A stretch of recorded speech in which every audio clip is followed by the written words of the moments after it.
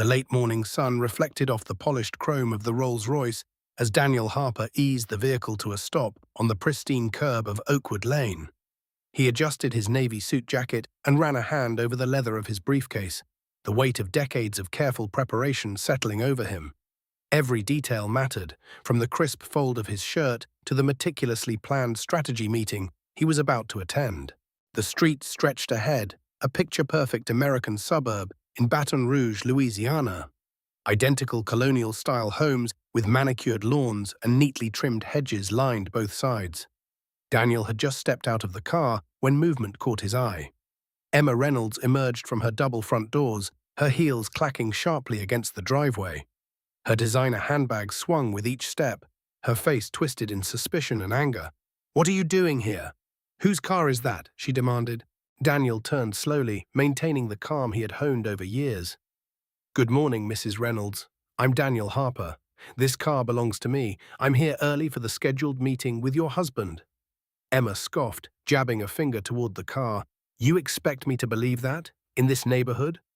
I've lived here for decades, and I know the people who belong." A small crowd began to form, neighbors peeked from windows, and a man watering his lawn stopped mid-spray. Daniel held up his briefcase, the documentation neatly arranged inside. "I have all the necessary papers for the vehicle and confirmation of the meeting with your husband. Everything is legitimate." Emma's voice rose, drawing the attention of a few more passers-by. "I don't care what papers you have. People like you don't just drive these cars around here."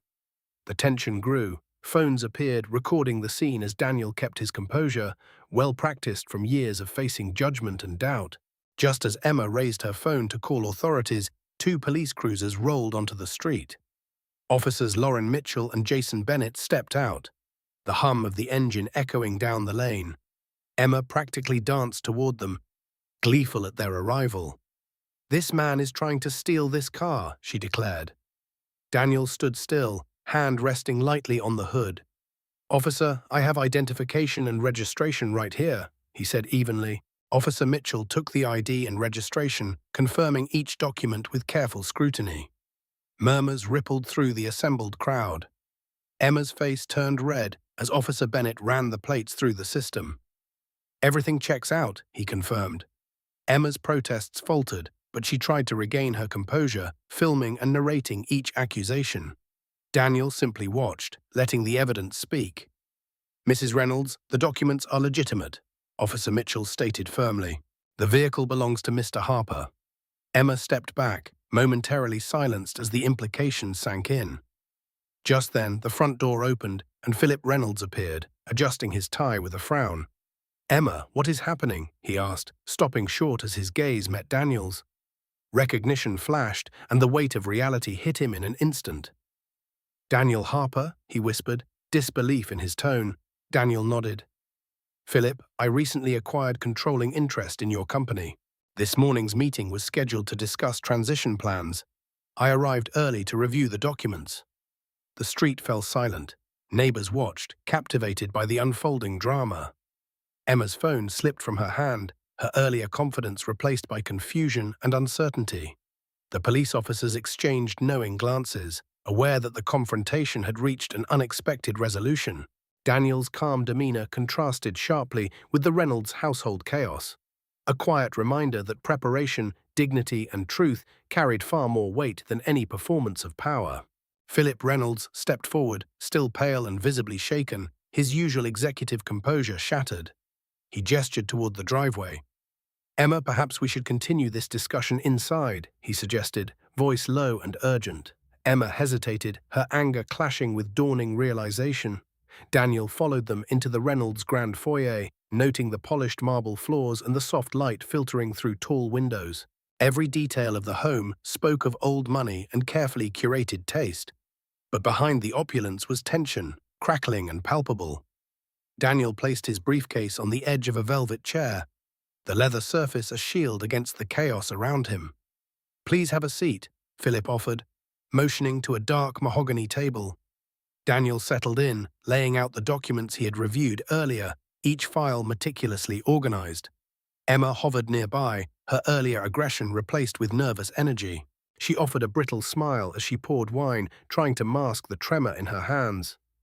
Philip began talking quickly, attempting to steer the conversation toward mundane business.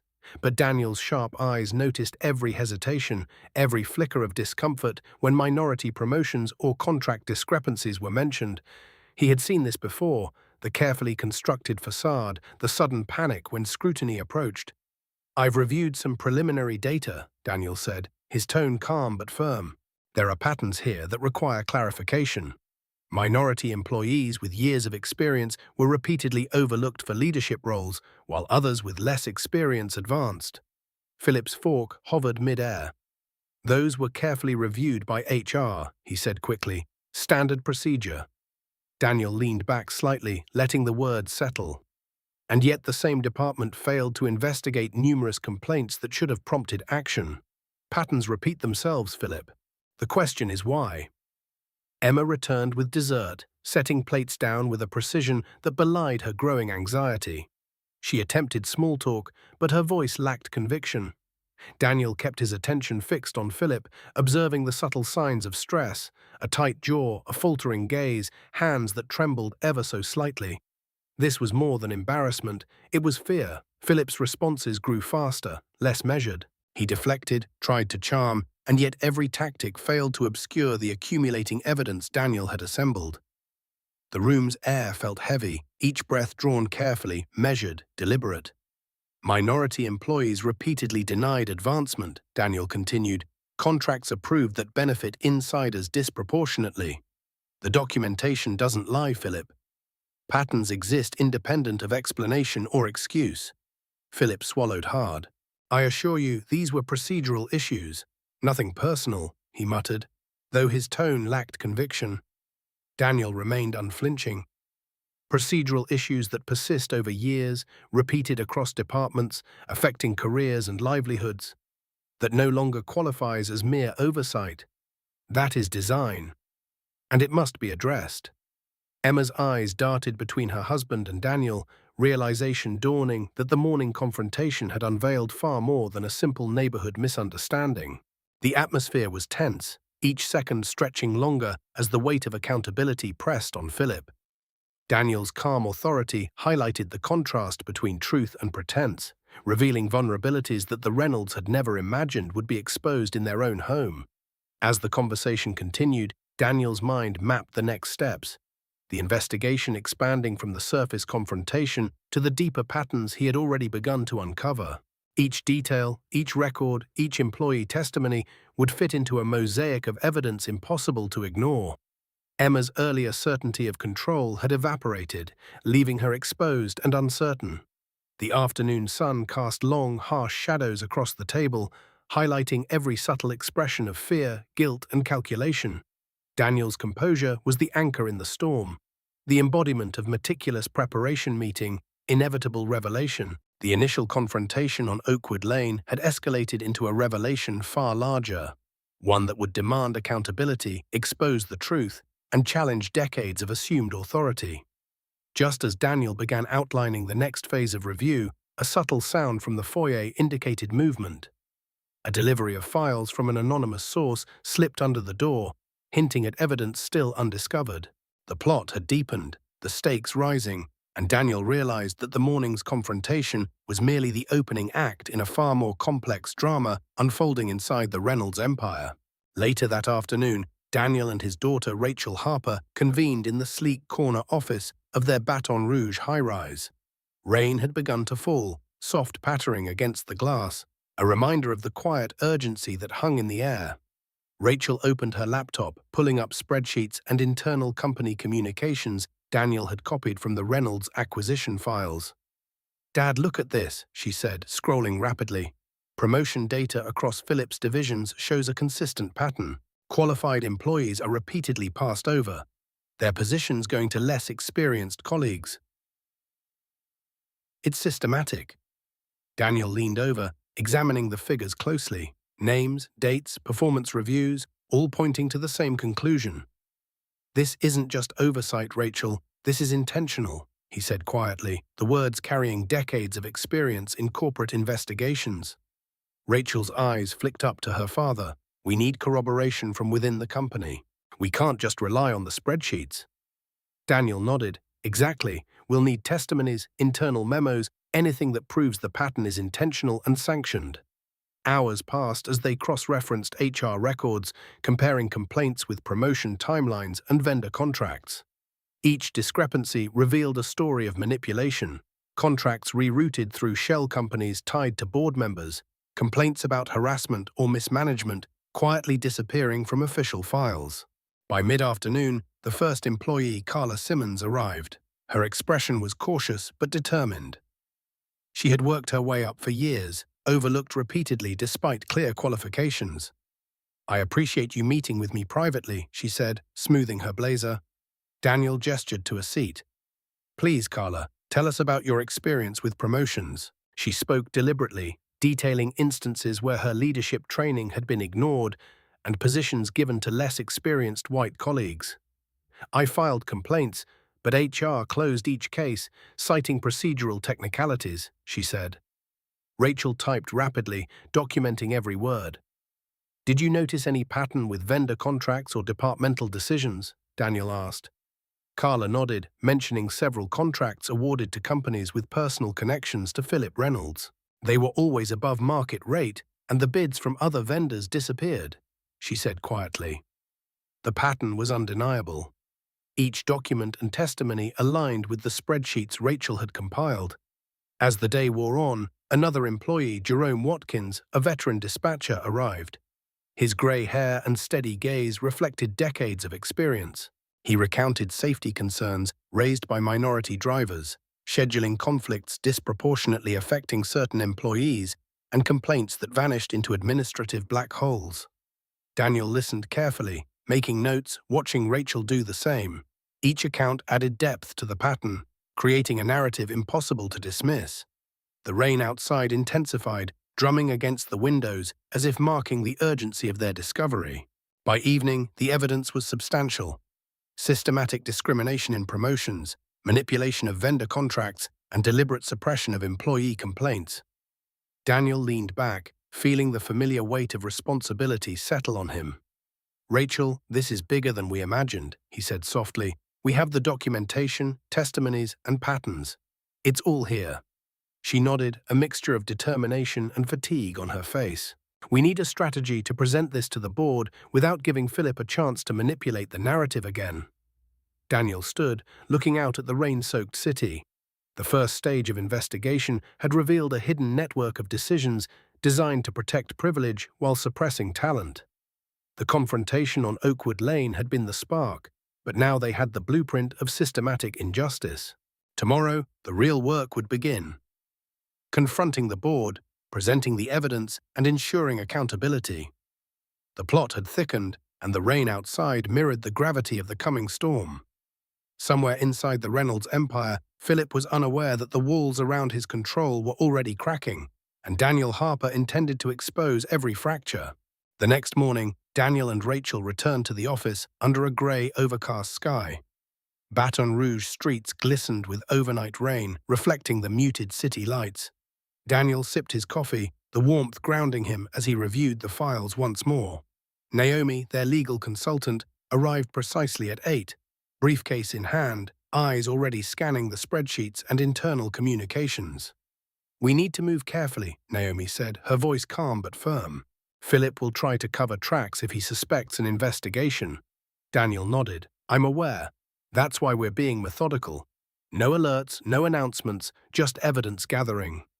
They began tracing patterns across years of company records. Every minority employee overlooked, every complaint buried, every vendor contract inflated. Each piece fit together like a puzzle. Naomi's fingers flew over the keyboard, sorting documents into categories. Discrimination cases, financial irregularities, deleted communications. Rachel cross-referenced employee histories, noting anomalies in performance evaluations and promotion decisions. By mid-morning, the first whistleblower arrived. Brooke Sinclair, a compliance analyst with hands slightly trembling, but resolve evident. She laid out a thick envelope containing internal emails and records she had preserved. "I couldn't stay silent anymore," Brooke said, voice cracking. "I've seen years of patterns. Complaints routed through Philip's office would vanish or be amended. Minority employees were repeatedly blocked from promotions. Contracts were manipulated. Daniel studied the documents carefully, scanning email threads, memos, and deleted report logs. "This is exactly what we needed," he said softly. Naomi began categorizing the evidence, creating a clear timeline. The pattern was unmistakable: intentional, systemic, and coordinated. Each document corroborated the others, proving deliberate obstruction and manipulation. "We have to present this strategically," Daniel said. "The board needs the full picture before Philip can influence the narrative." Hours passed as Brooke walked them through emails and financial records, showing a trail of decisions favoring insiders while disadvantaging qualified candidates. Every alteration, every deleted file, every withheld report revealed a network of favoritism and discrimination.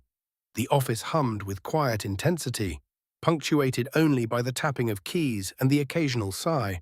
By late afternoon, the framework was complete: a timeline, categorized evidence, and witness testimonies. Daniel leaned back, exhaling slowly. "We're ready for the next step," he said. Naomi nodded, eyes sharp. "This isn't just about defending your reputation anymore.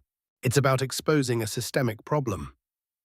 The rain had softened to a drizzle outside, the city muted, as if holding its breath. Rachel looked at her father.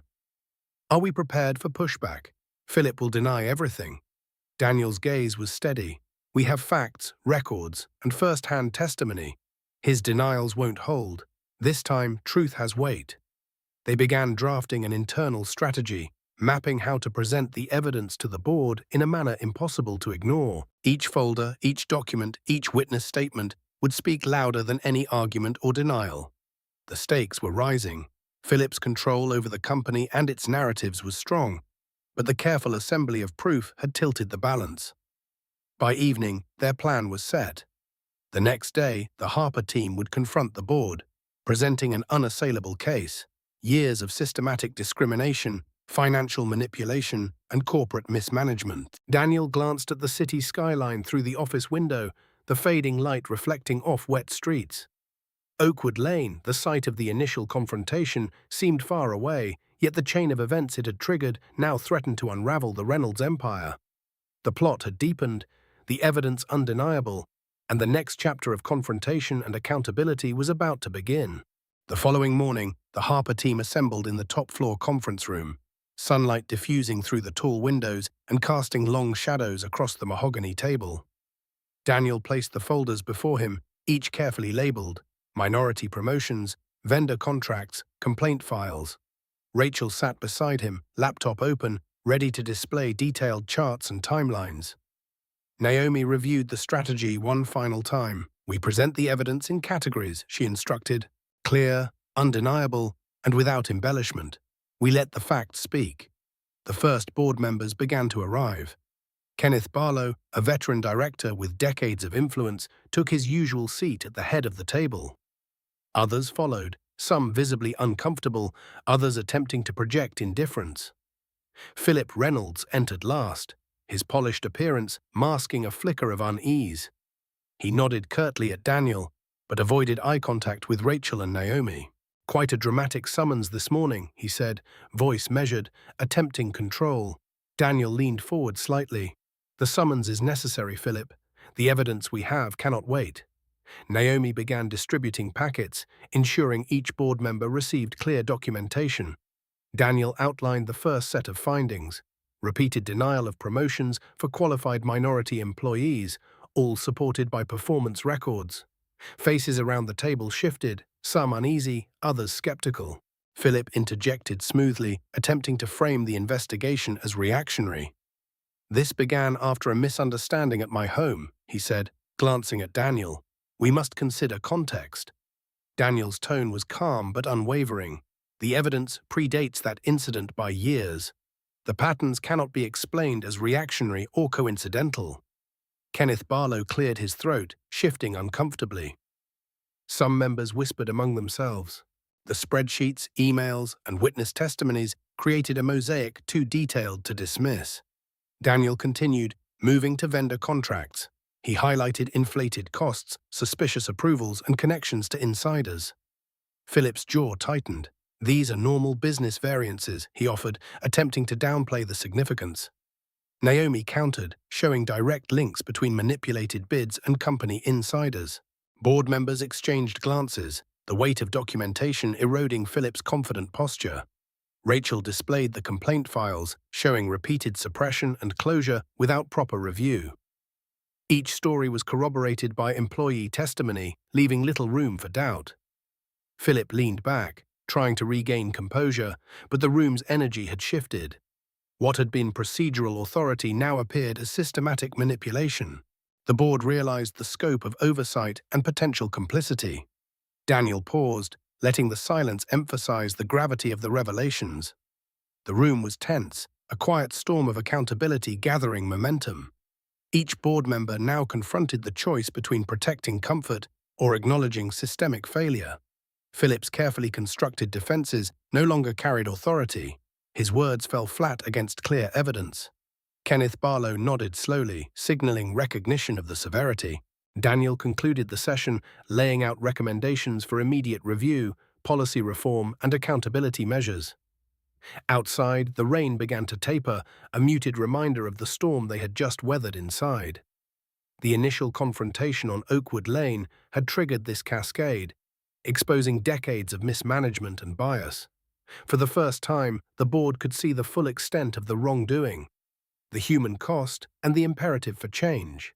Daniel, Rachel, and Naomi left the room with a shared understanding. The next phase would be decisive, public, and irreversible. Every folder, every document, every testimony had done its work. Truth had begun to dismantle the carefully constructed narrative Philip had relied on for years. By mid-afternoon, Daniel Harper coordinated with his team to prepare for a press briefing. Sunlight slanted through the office windows, casting long reflections across the polished floors, mirroring the intensity building in the room. Naomi had organized the evidence meticulously, spreadsheets showing promotion patterns, emails revealing vendor manipulation, and employee testimonies outlining suppressed complaints. Rachel ran a final check on the graphics and charts, ensuring clarity for the reporters. Daniel's phone buzzed repeatedly, local stations requesting statements, journalists seeking early commentary. He ignored the distractions, focusing instead on ensuring the narrative would be controlled by facts, not rumor. "We can't let Philip spin this," Naomi said firmly. "We present indisputable documentation first, narrative second." Daniel nodded. They arrived at the conference hall, Oakwood Lane's earlier confrontation, now a distant prelude, yet its memory sharpened their focus. Reporters were setting up cameras, and the room buzzed with anticipation. Carla Simmons and Jerome Watkins took their seats, representing employees who had endured systemic suppression. Brooke Sinclair placed her documents discreetly on the table, a quiet symbol of courage and accountability. Daniel stepped to the podium, the murmur of the crowd fading as he began to speak. "Thank you for coming," he said, voice calm and authoritative. "We are here to present verified evidence of systematic misconduct within Reynolds Transport Holdings." He gestured to the screen behind him, where charts and emails were projected clearly. The footage of Oakwood Lane played first, time-stamped, showing Emma Reynolds' accusations, the police response, and Daniel's composed cooperation. Gasps and murmurs rippled through the reporters. Daniel continued, moving methodically through the evidence. "This is not a matter of opinion. The documents, witness statements, and financial records demonstrate a consistent pattern. Minority employees were denied promotions, complaints were suppressed, and vendor contracts were manipulated to favor insiders." Each slide reinforced the previous point, leaving little room for doubt. Journalists scribbled notes furiously, cameras capturing the unfolding revelation. Naomi stepped forward, presenting an analysis of contract patterns and financial discrepancies.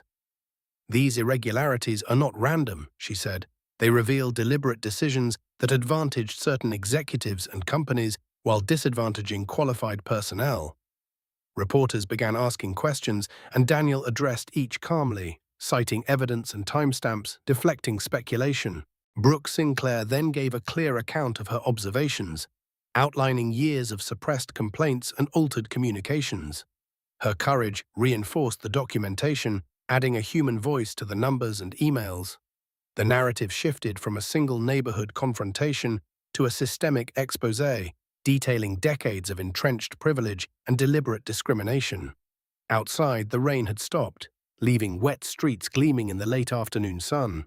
Inside, the tension was palpable, every question pressing the board's credibility and the Reynolds' accountability. Daniel concluded the briefing, letting the weight of evidence speak louder than words. The journalists nodded, visibly impressed by the precision and clarity of the presentation. Cameras captured every slide, every document, and every testimony, ensuring that the story would reach the public unfiltered. As the room emptied, Daniel turned to Naomi and Rachel. "This is just the beginning," he said. "The evidence is clear. Now it's up to the board and the public to respond. We've set the stage for accountability and lasting change." Outside, Oakwood Lane's quiet suburban calm contrasted sharply with the corporate storm that had just been unleashed. The ripple effects of truth were spreading, far beyond what anyone had anticipated, and the stakes were higher than ever. The following morning, the Harper team returned to the office early, the Baton Rouge sky pale and overcast. Daniel reviewed the incoming messages from board members and journalists, each one reflecting a mix of shock, curiosity, and the subtle panic of those suddenly confronted with undeniable evidence. Naomi and Rachel were already at their stations, confirming the organization of files and preparing additional charts to visualize promotion trends, vendor manipulations, and complaint suppression. Daniel tapped his pen against the mahogany conference table, thinking ahead to the board meeting scheduled for later in the day. They would need a strategy that left no room for obfuscation. By mid-morning, board members began arriving, each carrying a mixture of anticipation and apprehension. Kenneth Barlow, usually composed and commanding, appeared tense as he glanced at the neatly organized packets before him. Others whispered quietly, sensing that the morning's revelations had already disrupted the traditional hierarchy. Philip Reynolds entered last, his face composed but his eyes betraying unease. Daniel motioned to the projector and opened the session. "The purpose of today's meeting," he began, "is to present clear evidence of misconduct within Reynolds Transport Holdings. This includes suppression of minority employee promotions, manipulation of vendor contracts, and deliberate oversight of formal complaints." He paused, letting the statement settle over the room. Naomi guided the board through the spreadsheets, showing the statistical consistency of overlooked promotions. Each slide connected past personnel decisions to tangible outcomes. Capable employees sidelined repeatedly, while less qualified candidates were advanced. Board members shifted uncomfortably, some avoiding eye contact, others scribbling notes rapidly. Rachel highlighted specific cases. Employees denied advancement despite superior performance reviews, repeated complaints dismissed without investigation, and contracts awarded to companies with personal connections to executives. Philip attempted to intervene, framing the investigation as a personal vendetta sparked by a neighborhood incident. Daniel's calm tone countered him. "The data predates that incident by years," he said firmly. "The patterns are consistent and intentional." The room fell silent, tension thick in the air. Each board member now confronted the choice: protect comfort and hierarchy or acknowledge systemic wrongdoing. Kenneth Barlow adjusted his notes, the weight of decades of tradition clashing with the clear evidence laid before him. Daniel then invited employees to provide first-hand accounts. Carla Simmons described her repeated attempts to rise in the company, only to be blocked despite her qualifications. Jerome Watkins explained how complaints from minority staff disappeared into administrative voids. Brooke Sinclair detailed how internal communications were deliberately altered to favor insiders. Each testimony reinforced the data, providing human clarity to statistical trends. Philip's attempts to regain control faltered, his polished demeanor cracked under scrutiny. Board members began to ask questions about policy, oversight, and accountability. The narrative shifted irreversibly from individual grievance to corporate pattern. Daniel concluded by outlining recommendations for immediate reform, auditing promotions, reviewing vendor contracts, reinstating ignored complaints, and implementing transparent governance practices. The room was tense, charged with the realization that the Reynolds' long-protected practices had been exposed. Outside, The streets glistened from recent rain, the late morning sun reflecting a calm that contrasted with the storm inside the conference room. Daniel, Naomi, and Rachel exchanged a brief glance. The evidence had been presented. Now it was up to the board to act, and for the first time, the scales of accountability had tipped in favor of truth. By late afternoon, the boardroom was thick with tension, the air heavy with the weight of exposure. Philip Reynolds sat rigid, his silver hair perfectly combed but his hands trembling slightly as he reviewed the evidence once more. Daniel Harper observed quietly, allowing the room to feel the gravity of the documentation and first-hand accounts laid before them. Naomi projected charts that traced a clear pattern. Minority employees repeatedly denied promotions, vendor contracts inflated and funneled to insiders, complaints buried or dismissed without explanation. Rachel highlighted specific cases, names and dates etched clearly, leaving no room for doubt. Board members shifted uncomfortably in their seats, some whispering, others staring at Philip in silent judgment. Philip attempted to interject, framing the investigation as reactionary, sparked by the confrontation on Oakwood Lane. Daniel's tone remained calm and deliberate. "The patterns predate that incident by years," he said firmly. "This is systemic misconduct, not reactionary behavior." Kenneth Barlow cleared his throat, glancing around the room. Some board members nodded subtly, the magnitude of the proof settling over them. Philip's confident posture faltered, tension evident around his eyes and jaw. Naomi guided the board through financial irregularities, displaying vendor contracts and payment records that connected directly to insider relationships and inflated costs. Each example reinforced the narrative of deliberate manipulation. Philip's attempts to minimize the findings were increasingly ineffectual. Every statistic, email thread, and testimony reinforced the same undeniable truth. Daniel then allowed Brooke Sinclair to present, outlining her years of internal observation, suppressed complaints, altered communications, and favoritism in promotions. Her calm delivery underscored the professionalism that had been ignored for so long. The board sat in near silence, absorbing the depth of institutional failure and deliberate mismanagement. Daniel closed the presentation with a summary: immediate auditing of promotions, independent review of vendor contracts, reinstatement and investigation of ignored complaints, and structural reforms to prevent recurrence. The room remained tense, heavy with realization. Outside, the fading sun reflected off wet streets, a muted reminder that the storm of accountability was only beginning. Daniel stepped back, allowing the evidence and the testimonies to speak for themselves. The board could no longer dismiss the truth. Every document, spreadsheet, and witness aligned in a coherent, undeniable pattern. Philip's carefully maintained authority had been fractured irreversibly, replaced by exposure to systemic scrutiny. For Daniel and his team, this was only the midpoint. The presentation had shifted the narrative from rumor to verifiable truth, creating momentum toward tangible reform. As board members murmured quietly among themselves, Daniel glanced at Naomi and Rachel, their expressions mirroring a shared understanding. The evidence was now unassailable, and the path forward had been irrevocably altered. The initial confrontation on Oakwood Lane had sparked a revelation far greater than anyone anticipated, and the Reynolds empire now stood exposed to accountability. In that quiet, heavy room, it was clear. The tide had turned, and the carefully constructed defenses of privilege and secrecy could no longer withstand scrutiny. The following morning, the board convened for an emergency session.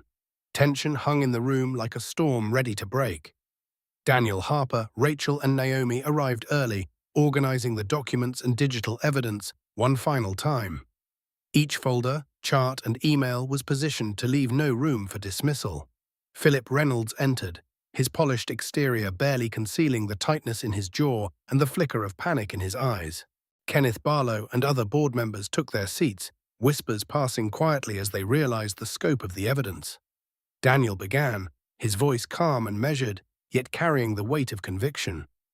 He outlined the patterns: minority employees repeatedly blocked from advancement, complaints systematically buried, vendor contracts manipulated for insiders. Naomi and Rachel supported him, presenting charts, emails, and first-hand testimonies. The room was silent, each board member fully aware that the narrative had shifted from anecdotal accusations to documented systemic misconduct. Philip tried to argue context and extenuating circumstances, referencing the Oakwood Lane incident, but Daniel countered firmly, "These patterns predate that day by years. This is deliberate, systemic, and undeniable." The air grew heavier with every slide, every testimony. Kenneth Barlow finally spoke, voice restrained but firm. "The evidence is compelling. Immediate action is required." Philip's composure cracked. The calm authority he had relied upon for decades was gone, replaced by visible tension and fear. Daniel outlined concrete steps: auditing promotions, reviewing vendor contracts, reinstating suppressed complaints, and implementing transparent governance. He emphasized that accountability was not optional, that protecting comfort over truth was no longer acceptable. Rachel highlighted employee testimonies, each adding emotional weight to the cold facts. Carla Simmons and Jerome Watkins's stories painted the human cost of systematic discrimination. Brooke Sinclair corroborated each step, providing documented evidence of altered communications and insider favoritism. Philip attempted to interrupt, but the board, now fully cognizant of the magnitude of the misconduct, refused to allow deflection. The collective focus on evidence, not emotion, shifted power decisively. Daniel observed as the room responded to truth.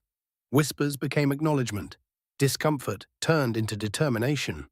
The board voted unanimously to implement immediate reforms, remove implicated executives, and enforce transparency measures.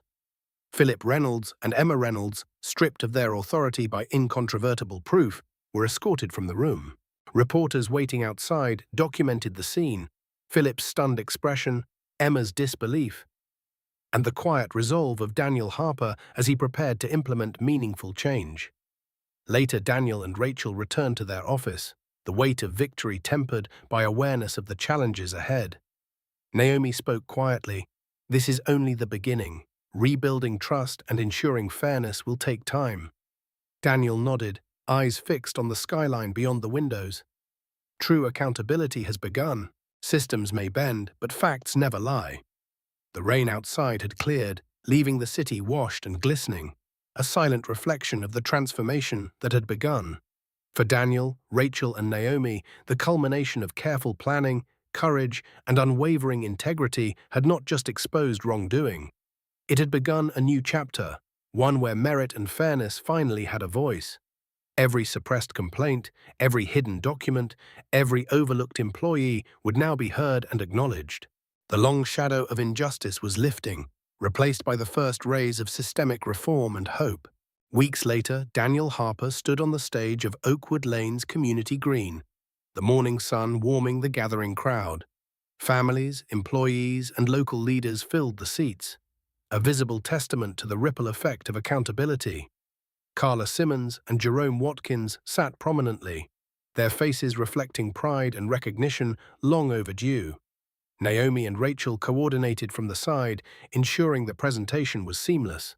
Daniel began, voice steady and clear, "Thank you all for coming. Today is not just about one company, it's about fairness, integrity, and the value of every individual." Behind him, a large screen displayed the new Harper Foundation for Business Excellence, a program designed to provide scholarships, apprenticeships, and mentorship opportunities for those previously overlooked. Daniel introduced Carla and Jerome, highlighting their decades of service, resilience, and dedication. Each story was met with applause, the audience moved by the recognition of persistence against systemic obstacles. Daniel gestured toward a group of young professionals, the first cohort of scholarship recipients who sat confidently, ready to begin their journey. "Success shouldn't depend on who you know," he said. "It should depend on what you can do, your willingness to learn, and how hard you're willing to work." Officer Lauren Mitchell approached, presenting an official commendation to Daniel and the Foundation for his role in ensuring justice and community improvement. As neighbors, employees, and community leaders approached to shake hands, offer apologies, and discuss future opportunities, Daniel observed the transformation around him. The once tense street now resonated with possibility and optimism. He looked to Naomi, who smiled quietly, and to Rachel, already speaking with scholarship recipients about their future. Oakwood Lane had been the scene of confrontation, confusion, and public judgment. But now it was the stage for recognition, opportunity, and systemic change. The late afternoon sun cast golden light over the scene, reflecting off the foundation banners and the Rolls-Royce parked unobtrusively nearby, no longer a symbol of suspicion, but of perseverance and integrity. Daniel took a deep breath, absorbing the moment. Every strategy, every investigation, every carefully documented piece of evidence had culminated here, transforming a system built on bias into one that valued fairness and merit. As the crowd dispersed, Daniel turned to Naomi and Rachel. "We've done what we can," he said simply, eyes sweeping over the hopeful faces. Rachel nodded. "The rest is up to them now." Daniel smiled, feeling the weight of responsibility lift slightly, replaced by satisfaction at seeing justice not just pursued but realized. He raised his hand slightly, speaking with warmth and encouragement. If you enjoyed this story, subscribe to the channel, leave a comment, and share this video. The crowd dispersed fully, the sun lowering behind the trees, signaling both the end of one chapter and the promise of a brighter, fairer future.